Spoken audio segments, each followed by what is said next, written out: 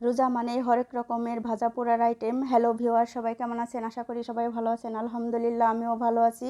এই তো সকাল থেকে আমি ভিডিওটি শুরু করলাম। তো আমি সকালে বাজারে গিয়েছিলাম, বাজার থেকে ছোট মাছ নিয়ে এসেছি।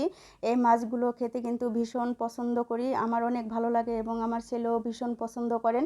তো আমি এখানে মাছের সাথে ম্যাচিং করে কিন্তু আমি বেগুন নিয়ে আসছি। তো বেগুন আসলে কিন্তু বেগুন অতটা দাম না, অনেক সীমিত।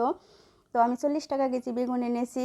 তো এখানে আমি কিছু মুড়ি এবং দেখা যাচ্ছে বুন্দিয়া এবং জিলাপি এনেছি। আর সাথে কলা আছে, আঙ্গুর আছে, কারণ আরও ফল আছে, সেগুলো হয়তো দেখাই নাই, এত দেখানো সম্ভব না। তো কলা ছাড়া কিন্তু আমার চলবে না। আমার বড় ছেলে কলা এবং দুধ দিয়ে খেতে ভীষণ পছন্দ করেন, তার শেষ রাত্রে দুধ কলা ভাত লাগবেই লাগবে। তো এই তো এখন আমি ছোলা বুট ভুনে নেব। এখানে আমি আস্ত গরম মশলা দিয়ে একটু ভেজে নিলাম এবং পেঁয়াজ দিয়ে দিলাম। এখানে আমি সব ধরনের মশলা দিয়ে ভালো করে কষিয়ে নেব, কারণ কষানোটাই হচ্ছে মেন। তো এখানে আমি বুটগুলো দিয়ে দিলাম, বুটটা দিয়ে আমি এখন ভালো করে নেড়ে চেড়ে কিন্তু কষিয়ে নিলাম। এই তো আমার বুট ভুনা প্রায় শেষের দিকে। এখন আমি ধনিয়া পাতা অ্যাড করে তারপর এটাকে নামিয়ে ফেলবো। তো আমার ভিডিওটি যদি ভালো লাগে তাহলে লাইক কমেন্ট শেয়ার দিয়ে পাশে থাকবেন। সবাইকে অসংখ্য ধন্যবাদ আমার ভিডিওটি দেখার জন্য। তো এই তো দেখেন, কথা বলতে বলতে কিন্তু আমার বুট ভুনাটা প্রায় শেষের দিকে।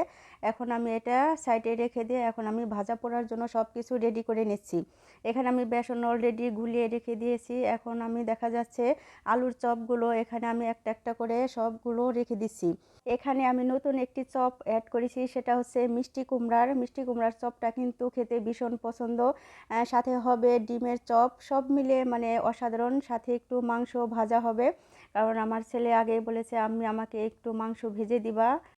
এই তো এক এক করে সব চপগুলো এখানে কিন্তু আমি রেখে দিচ্ছি, কারণ একটা একটা করে আমি ভেজে নেব, কারণ একসাথে বানিয়ে রেখে দিলে দেখা যাচ্ছে ভাজতে সুবিধা হবে, তাহলে এত কষ্ট হবে না।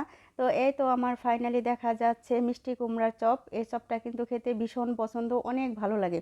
তো আমি চুলায় একটি প্যান বসিয়ে দিলাম, তো তেল দিয়ে দিলাম, তেলটা দিয়ে আমি এখন মাংসটা ভেজে নিচ্ছি। এখানে নর্মাল, একদম নর্মালভাবে আমি শুধু খালি হলুদ এবং মরিচের গুঁড়া দিয়ে নর্মালভাবে আমি মাংসটা ভেজে দিচ্ছি, কারণ এই মাংস ভাজাটা এত টেস্ট হয়েছিল তা বলার অপেক্ষা রাখে না, অনেক টেস্ট হয়েছিল। তো এক এক করে আমি এখন সব উপকরণগুলো একসাথে ভেজে নিচ্ছি। এই তো ফাইনালি আমার কিন্তু ভাজা প্রায় শেষের দিকে। তো ডিমের চপ এবং আলুর চপ একসাথে দিয়েছি এবং এক এক করে সব চপই আমি ভেজে নিয়েছি, কারণ এখানে একটু চপটা কিন্তু মিডিয়াম টু লোতে জাল দিয়ে তারপরে ভাজতে হবে, তা না হলে কিন্তু মুসমুসে হয় না। তো মুসমুস করতে হলে অবশ্যই একটু সময় নিয়ে ভাজতে হবে। তো এই তো ফাইনালি আমার সব কিছু ভাজা হয়ে গেছে। তো এই তো এক এক করে আমি ইফতারিটা রেডি করে নিচ্ছি, কারণ ইফতারির সময় হয়ে গেছে প্রায়। তো আমার ইফতারির আইটেমটা কেমন হয়েছে, সবাইকে অসংখ্য ধন্যবাদ আমার ভিডিওটি দেখার জন্য। যদি আমার ভিডিওটি ভালো লাগে লাইক কমেন্ট শেয়ার দিয়ে আমার পাশে থাকবেন। যদি ইউটিউব চ্যানেল থেকে দেখে থাকেন তাহলে একটা সাবস্ক্রাইব দিয়ে আমার পাশে থাকবেন। সবাইকে অসংখ্য ধন্যবাদ। আল্লাহ হাফেজ, বাই, ভালো থাকবেন, দেখা হবে অন্য কোনো ভিডিওতে।